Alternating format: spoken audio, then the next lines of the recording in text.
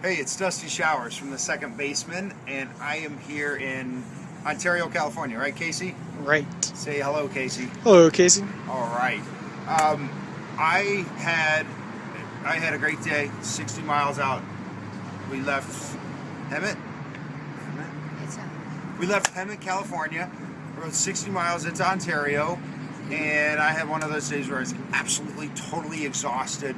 I laid down in bed, made a couple phone calls, and then I said, all right, we're going to go up to Hooters and grab some dinner.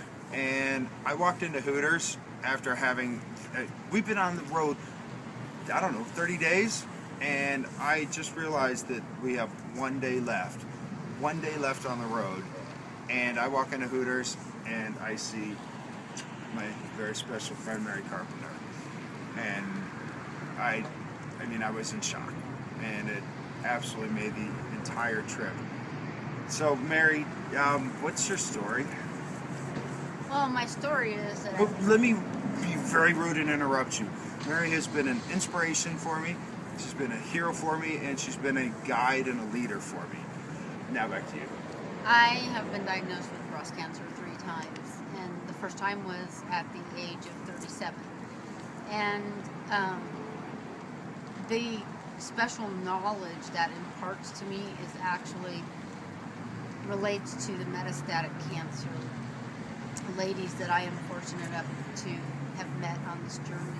And I'd rather focus on them because, like Jolene over here, who is no longer with us, and this is flat Jolene. A different one than I have.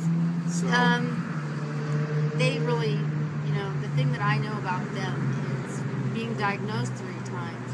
I know that you feel guilt when you have to tell your family and friends.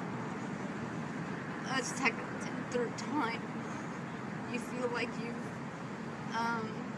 not that you've done anything wrong, but you know how hard it is for the family. You know how hard it is for the friends. As difficult it is for a survivor to hear the words that they have cancer. It's more difficult the 2nd, 3rd. Sometimes I've seen people that have been diagnosed 4, 5, 6 times. And every time it's more devastating. And when I talk to these friends of mine, it's not because necessarily the cancer that's inside of them. Of course that's devastating. They're more devastated by the fact that they have to tell all these people, and they feel guilty about it. They, don't want to be letting people down, and it's a very difficult thing. And the metastatic patients, just the survivors, they don't get enough attention. They don't get enough funding. They don't get enough support. They kind of get swept under the rug because nobody wants to talk about them, because the outcome is expected that they will die. But really, we're all going to die. So why can't we talk about them? Why can't they be the face of breast cancer just as much as anybody else? Why can't we have a wide variety of faces and stages and allow everybody the opportunity to tell the story? The thing that everybody forgets about metastatic cancer patients, they may be stage 4 and it may be considered terminal, but they're living every single day, sometimes wonderful, wonderful lives. They're doing great things. They're still involved in their community. They're still involved in the cancer community. They're still involved with their children if they have them. They're involved with friends and family, and they're out there living. So that's what we need to focus on. We need to focus on the metastatic patients. We need to focus on friends of mine and get them the support they need. Thanks.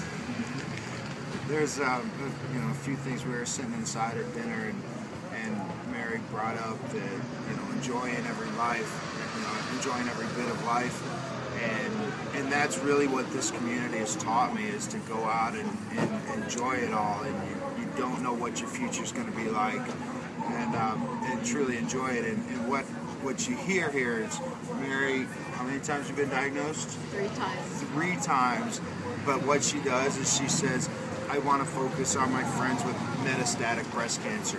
It's a 3-time survivor saying, hey, it's not about me, it's about my other friends that have something else going on. And that's what I absolutely love about so many women in this community, is they embrace that love, and they say, hey, I'm going through my stuff, but I'm okay. Please take care of my friends. I mean, I think that is the most amazing, beautiful thing in the world. And that's why I feel so grateful for being part of this community. And for me to wrap up this ride and to walk into this city where I thought we were just going to go into Hooters low key, have dinner, and go back to bed. And Mary was even texting me, not even telling me she was here, like, hey, how was everything today? And I walk in and she stands up and starts walking to me. It absolutely blew my mind, and it made my entire trip. So Mary, thank you to you and your family, and Flat Jolene.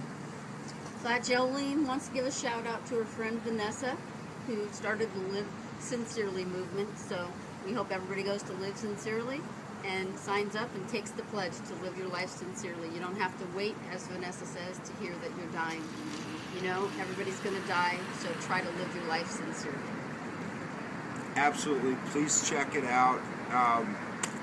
So from Ontario, California, and the secondbaseman.org, where we always fight breast cancer in unusual ways. We're heading to Los Angeles tomorrow to wrap up this whole thing. 40 more miles. I can do 40 standing on my head, which I can't do on my hiney, because I don't know if you guys noticed me squirming around in there.